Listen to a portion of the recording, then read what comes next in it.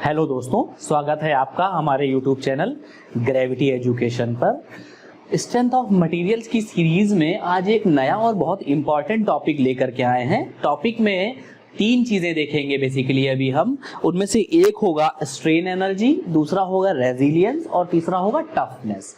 कुछ बातें हैं, इनको देख लेंगे कर्व के माध्यम से, पी डेल्टा कर्व और स्ट्रेस स्ट्रेन कर्व के माध्यम से, तो बहुत क्लियर हो जाएंगे। और बहुत सारे क्वेश्चंस एग्जाम में यहां से आते हैं, बस वो कंफ्यूज करते हैं रेजिलियंस में, प्रूफ रेजिलियंस में, मॉडुलस ऑफ रेजिलियंस में, स्ट्रेन एनर्जी में, टफनेस में। तो देखते हैं बारी बारी से, सब कुछ बहुत क्लियर हो जाएगा। और जो भी क्वेश्चंस आपको एग्जाम में मिलेंगे वो बहुत अच्छी तरह से 100% सही हो जाएंगे। देखिए है क्या कि ये एक बार है, इस पे हमने लोड लगाया पी। स्ट्रेंथ ऑफ मटेरियल में हम लोग केवल लोड लगाते हैं, एक बार लेते हैं, लोड लगाते हैं, डिफॉर्मेशन, बस ये तीन चीजें होती हैं। लोड लगाया हमने, डिफॉर्मेशन हुआ डेल्टा। तो देखो जब हमने जीरो लोड लगाया था तो जीरो डिफॉर्मेशन था, जैसे हमने लोड बढ़ाया वैसे डिफॉर्मेशन बढ़ा, और लोड बढ़ाया और डिफॉर्मेशन बढ़ा, और लोड बढ़ाया और डिफॉर्मेशन बढ़ा। ये सब हम लोग स्टडी कर चुके हैं with in the elastic limit. यहां पे जैसे हमने लोड लगाया, लोड हटा करके इतना लोड लगाया, उसके बाद छोड़ दिया, तो मटेरियल फिर से अपनी ओरिजिनल पोजीशन को रीगेन कर रहा है। Material is regaining its original position after removal of the applied load. Clear? तो ये तो हो गई एक बात। अब देखो ये जो लोड है न्यूटन में है और जो डिफॉर्मेशन है वो mm में है। क्लियर? तो this is what, this is some energy. भाई लोड क्या है न्यूटन में और डिफॉर्मेशन मैं सपोज मान लूं मीटर में, तो न्यूटन मीटर इज व्हाट? अरे भैया न्यूटन मीटर क्या होता है? जूल। और जूल किस चीज का मात्रक है? जूल जो है ऊर्जा का मात्रक है या एनर्जी का मात्रक है। तो हम कहेंगे क्या कि जब हम लोड P लगा रहे हैं किसी बार में और इंटरनल रेसिस्टिंग फोर्सेस जो बार में जा रहे हैं, that internal resisting forces are P। भाई हमने पी लोड लगाया, बॉडी ने क्या किया? इंटरनली रेसिस्ट किया पी लोड को। ऐसे करता चला जा रहा है। तो ये बॉडी कर क्या रही है? बॉडी बेसिकली एनर्जी स्टोर कर रही है। भाई जब हम लोड पी लगा रहे हैं तो बॉडी ये एनर्जी स्टोर कर रही है, और स्टोर्ड एनर्जी जो बॉडी की है that is what? Strain energy. Clear? तो ये हो गया। तो हम कहेंगे कि भैया अगर यहां तक इलास्टिक लिमिट तक हमने जो है क्या किया? लोड लगाया, तो क्या हो जाएगा? तो that is what? 1/2 P into delta. अगर इसका एरिया निकालें P इंटू डेल्टा का, तो वही तो आ जाएगा। कितना आ जाएगा? 1/2 work done on the body. कह दीजिए work done on the body, या कह दीजिए energy stored by the body. भाई हमने जो लोड लगाया, जो वर्क किया बॉडी पे, वही तो बॉडी ने स्टोर किया। तो work done on the body या energy stored by the body is what? Strain energy. Work done on the body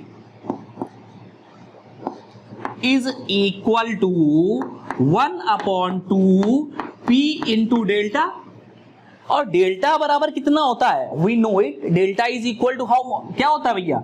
अरे यार sigma is equal to E epsilon, sigma is equal to P upon A, E epsilon is equal to delta upon L। तो delta is equal to PL upon A ही होता है। We know it, 1/2 P into P L upon AE. Clear? Now what? P square L upon 2AE. P square L upon 2AE आ गया। यहां पे एक काम कर लें, यहां पे एरिया से ऊपर मल्टीप्लाई कर लिया और एरिया से ही क्या क्या कर लिया? नीचे मल्टीप्लाई कर लिया।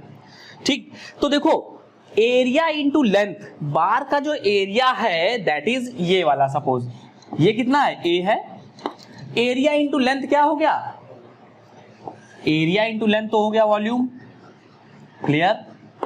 और यहां पे एरिया स्क्वायर आ गया, ये E आ गया। इसको हम ऊपर थोड़ा सा लिख रहे हैं इसी टर्म को कि strain energy, work done on the body या energy stored by the body is what? Strain energy is equal to P square upon A square 2EAL। ठीक? तो this is what? P square upon A square. P upon A तो होता है sigma, P upon A is sigma. तो sigma square by 2E into area into length is equal to what, volume. तो strain energy कितना आया, strain energy आ गई sigma square by 2 into volume, या strain energy क्या हो गई 1/2 P इंटू डेल्टा। कोई भी फॉर्मूला हो सकता है, एक फॉर्मूला तो ये हो गया, स्ट्रेन एनर्जी क्या हो गई 1/2 P इंटू डेल्टा। दूसरा फॉर्मूला क्या हो गया, strain energy is equal to sigma square by 2 into volume. Clear. और चलिए, तो ये दो चीजें हो गई। अब एक चीज और देखते हैं, नेक्स्ट कह रहे हैं कि ये sigma square by 2 into volume strain energy formula हो गया। बॉडी का मतलब एक दूसरा फॉर्मूला क्या हो गया 1/2 P इंटू डेल्टा हो गया। तो इन दो फार्मूलों को हमको याद रखना है, बहुत इंपॉर्टेंट है। इसके बाद नेक्स्ट जो एक चीज आती है निकल करके, उसके बारे में भी बात करेंगे। अगर मैं कहूं strain energy per unit volume क्या होगा, ये हो जाएगा sigma square by 2E। Clear भाई, strain energy is equal to sigma square by 2 into volume था। मतलब क्या हुआ कि अगर बॉडी, टोटल बॉडी का, बॉडी के द्वारा एब्जॉर्ब स्ट्रेन एनर्जी हमको निकालनी है, तो लोड वर्सेस डिफॉर्मेशन कर्व ले लें और उस पे हम क्या कर दें, वर्क डन निकाल लें 1/2 P इंटू डेल्टा। तो टोटल बॉडी की, the whole volume of the body, जो बॉडी में जितना वॉल्यूम एसोसिएटेड होगा उसके द्वारा स्टोर्ड एनर्जी या उस पे लगाया गया जितना लोड हो गया उसके द्वारा स्टोर्ड एनर्जी या स्ट्रेन एनर्जी जो है वो हम फाइंड आउट कर सकते हैं। कैसे, sigma square by 2 into volume के फॉर्मूले से। ये तो हो गई एक बात। दूसरी बात क्या है कि हम कह रहे हैं कि strain energy per unit volume हमको निकालना है। तो strain energy per unit volume हमको निकालने के लिए क्या करना पड़ेगा भाई, वो आया था पूरा का पूरा पर यूनिट वॉल्यूम कितना आ गया, सिग्मा स्क्वायर बाई 2E। अच्छा एक बात बताइए, सिग्मा इज इक्वल टू क्या होता है, E इंटू एप्सिलॉन। हाँ,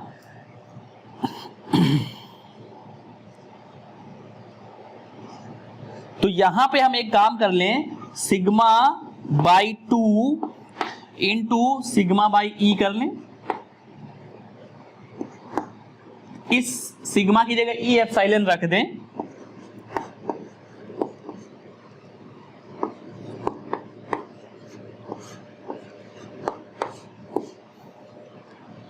तो कितना आ गया, ये आ गया 1/2 sigma into epsilon. Strain energy per unit volume कितनी आ गई दोस्तों, 1/2 sigma into epsilon. Am I clear. तो देखिए यहां से हमारे पास एक फॉर्मूला आया 1/2 P इंटू डेल्टा, एक फॉर्मूला आया strain energy is equal to sigma square by 2 into volume, और एक फॉर्मूला आया 1/2 sigma into epsilon strain energy per unit volume का। तीन फॉर्मूले आ गए, तीनों बड़े इंपॉर्टेंट फॉर्मूले हैं। 1/2 सिग्मा इंटू एप्सिलॉन। ठीक, अब देखिए यहां से एक बड़ी इंपॉर्टेंट बात निकल करके आ रही है कि strain energy per unit volume क्या होता है, 1/2 सिग्मा इंटू एप्सिलॉन। देखना क्या क्या इंपॉर्टेंट बात क्या है। हम कह रहे हैं कि अगर हमको strain energy per unit volume निकालना होगा, क्या, strain energy per unit volume, हम कह रहे हैं कि ये कर्व है सिग्मा एप्सिलॉन में। अगर हमने सिग्मा एप्सिलॉन कर्व डिनोट कर दिया तो ऑल जो स्ट्रेन एनर्जी आएगा वो strain energy per unit volume ही होगा। है बात सही कि नहीं। देखो 1/2 P इंटू डेल्टा जब हमने किया था तो टोटल स्ट्रेन एनर्जी आ रही थी जो बॉडी ने डेवलप की थी, बॉडी के अंदर हुई थी। अब हमने क्या किया, सिग्मा एप्सिलॉन कर्व पे देखो इसका एरिया कितना आएगा 1/2 सिग्मा इंटू एप्सिलॉन। तो ये 1/2 sigma into epsilon is what, ये क्या है, energy absorbed by the material per unit volume. 1/2 sigma into epsilon, is it or not clear. तो ये हो गई स्ट्रेन एनर्जी डेवलप्ड। तो strain energy is defined as the energy absorption capacity of the component during its functionality. क्या है, energy absorption capacity है of the component, energy absorption capacity of component during its functionality. तो अगर कहा जाए कि 1/2 sigma into epsilon की बात कर रहे हैं तो क्या हो जाएगा, strain energy per unit volume. 1/2 P into delta की बात कर रहे हैं तो स्ट्रेन एनर्जी हो जाएगा होल कंपोनेंट की, होल वॉल्यूम की। और अगर कह दिया जाए sigma square by 2e into volume है, then it is what, whole strain energy. Clear. तो ये तो एक बात हो गई स्ट्रेन एनर्जी की। इसके बाद देखो रेजिलियंस क्या होता है।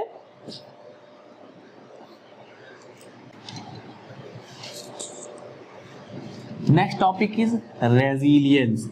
ये जो होती है ये होती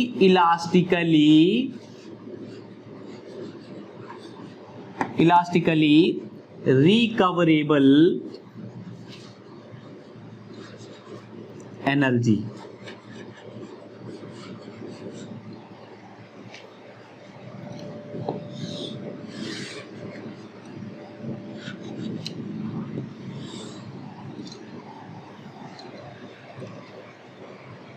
सपोज हमने लोड लगाया P1 और डिफॉर्मेशन आया Δ1, ठीक। लोड लगाया P2, डिफॉर्मेशन आया Δ2। तो with in the elastic limit, पहली बात तो ये सारी बातें हो रही हैं। तो यहां पे strain energy absorb by the material जो होगा ये कितना हो जाएगा, 1/2 P1 Δ1। इस केस में विद रेस्पेक्ट टू P2 कितना हो जाएगा, 1/2 P2 Δ2। तो ये 1/2 P1 Δ1 जो है ये क्या है, इलास्टिकली रिकवरेबल एनर्जी है with respect to load P1। मतलब P1 लोड लगा रहा है, Δ1 डिफॉर्मेशन हो रहा है, तो 1/2 P1 इंटू Δ1 क्या है, एनर्जी है एब्सॉर्ब बाय द मटेरियल। और energy absorb by the material is good, strain energy है, ठीक है, अच्छी बात है। लेकिन ये वो एनर्जी है जो इलास्टिकली रिकवरेबल है। क्लियर। ऐसे ही यहां तक मैक्सिमम अगर मैं कह दूं ये इलास्टिक लिमिट है, ठीक। इलास्टिक लिमिट पे भी एक एनर्जी आएगी, ये क्या हो जाएगा, P इलास्टिक लिमिट। और यहां पे ये जो हो जाएगा that would be delta elastic limit. तो एनर्जी एब्सॉर्ब कितनी हो जाएगी, 1/2 P elastic limit into delta elastic limit. Clear. 1/2 P into elastic limit, P elastic limit into delta elastic limit. तो ये क्या आया, ये energy absorb by the material है at elastic limit, at elastic limit and deformation at elastic limit. तो ये जो energy है 1/2 P elastic into delta elastic, it is what, ये जो है इसको कहते हैं हम proof resilience. Proof resilience.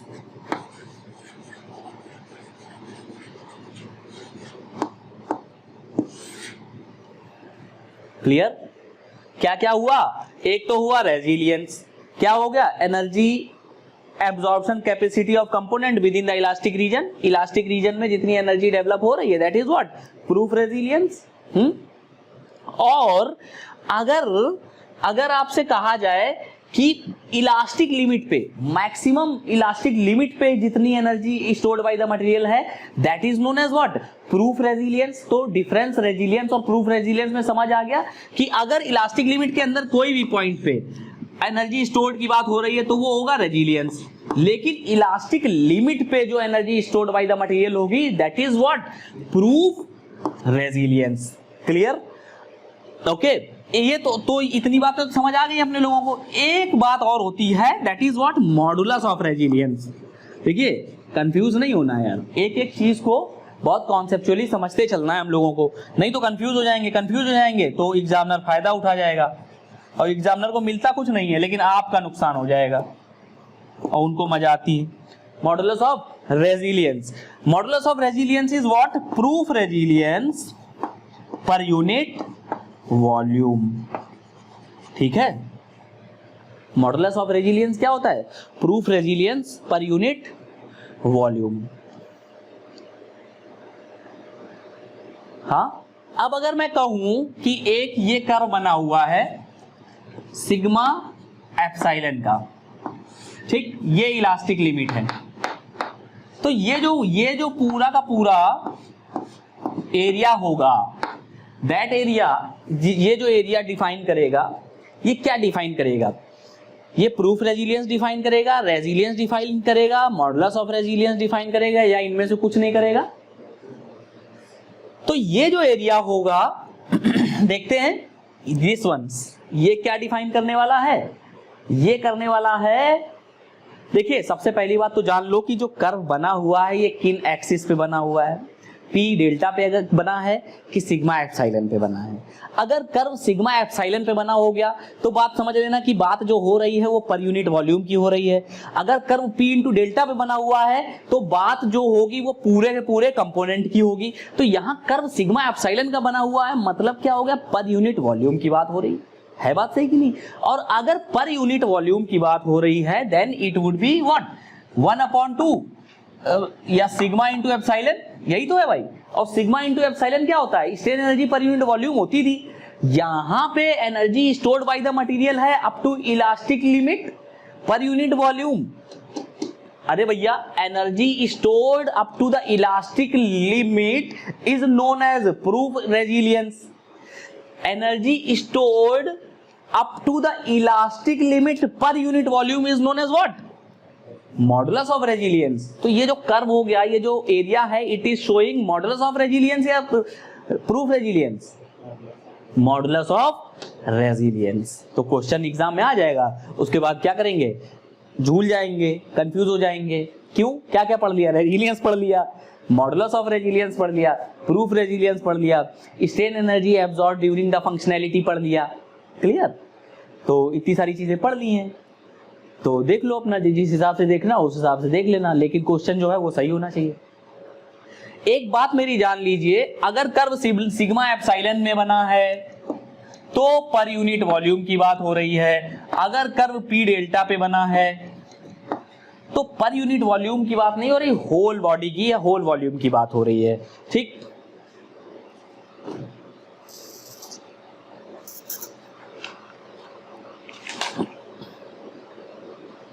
I think हम लोग समझ पा रहे होंगे चीजों को।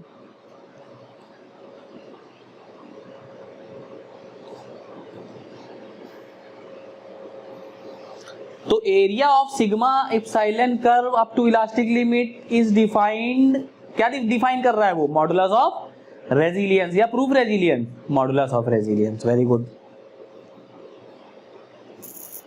तो देखो, मॉडुलस ऑफ रेजिलियंस जो है ना वो पर यूनिट वॉल्यूम की बात कर रही है, वो इंडिपेंडेंट ऑफ वॉल्यूम है। Modulus of resilience is what? Independent of volume. हाँ, तो मॉडुलस ऑफ रेजिलियंस जो है is the property of material, while as proof resilience जो है वो property of component, property of component.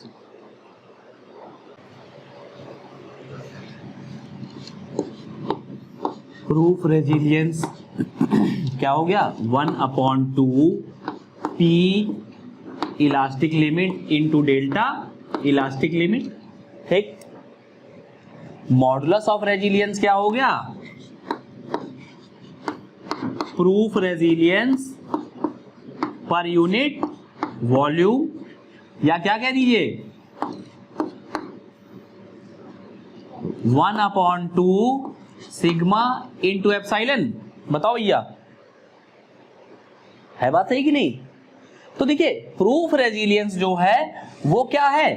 Total volume की बात कर रहे हैं, टोटल वॉल्यूम। यार डिफरेंस है इसमें, डिफरेंस है और माइन्यूट सा डिफरेंस है, क्वेश्चन एग्जाम में गलत होता है, that is why I am telling again and again. और मॉडुलस ऑफ रेजिलियंस क्या है? प्रूफ रेजिलियंस पर यूनिट वॉल्यूम। मतलब क्या हुआ? ये इंडिपेंडेंट ऑफ वॉल्यूम है। अगर हमने एक बार ये बनाया और एक बार ये बनाया, एक का वॉल्यूम कम है, इसका वॉल्यूम ज्यादा है। ठीक, क्लियर? इसका वॉल्यूम कम है, इसका वॉल्यूम ज्यादा है। तो जो मॉडुलस ऑफ रेजिलियंस होगा दोनों के लिए सेम होगा अगर सेम मटेरियल का बना हुआ है। मटेरियल सेम, ठीक, material same, modulus of resilience same, क्योंकि पर यूनिट वॉल्यूम की बात हो रही मॉडुलस ऑफ रेजिलियंस में दोनों की। लेकिन यहां पर अगर दोनों का प्रूफ रेजिलियंस निकालें तो वो अलग अलग होगा, क्योंकि प्रूफ रेजिलियंस जो होता है वो फंक्शन होता है वॉल्यूम का। क्लियर?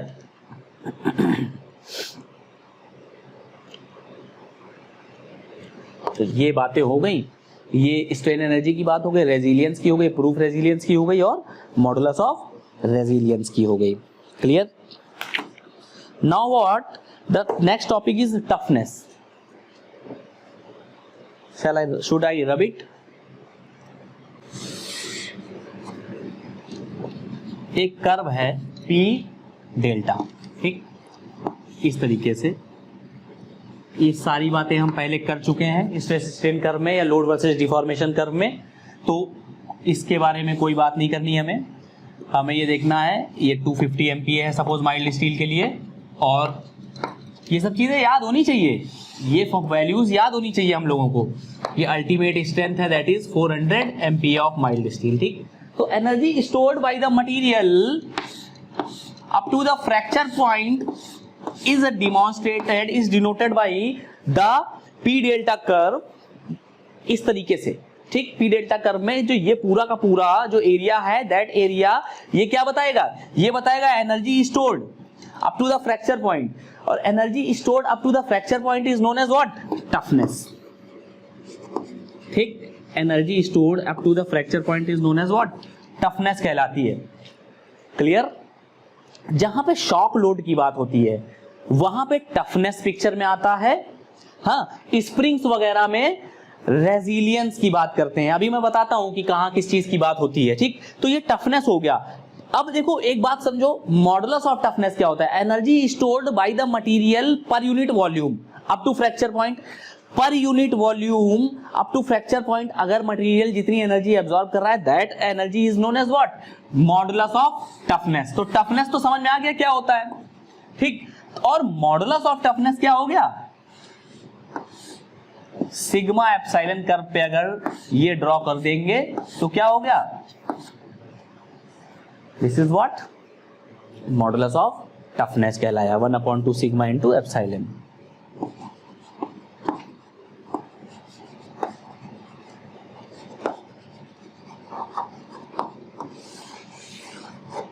क्लियर?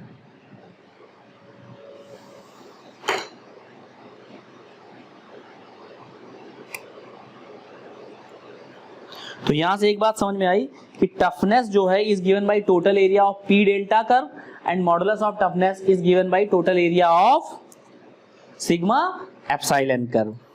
क्लियर?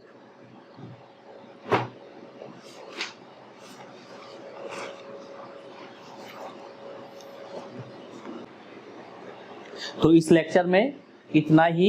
इसके बाद जो नेक्स्ट टॉपिक होगा वो होगा थर्मल स्ट्रेसेस। थर्मल स्ट्रेसेस भी बहुत इंपॉर्टेंट टॉपिक है, क्वेश्चंस एग्जाम में आते हैं, तो इसके बाद हम वो करेंगे। तब तक के लिए आपका बहुत बहुत धन्यवाद, और ग्रेविटी एजुकेशन चैनल के साथ बने रहने के लिए बहुत बहुत धन्यवाद।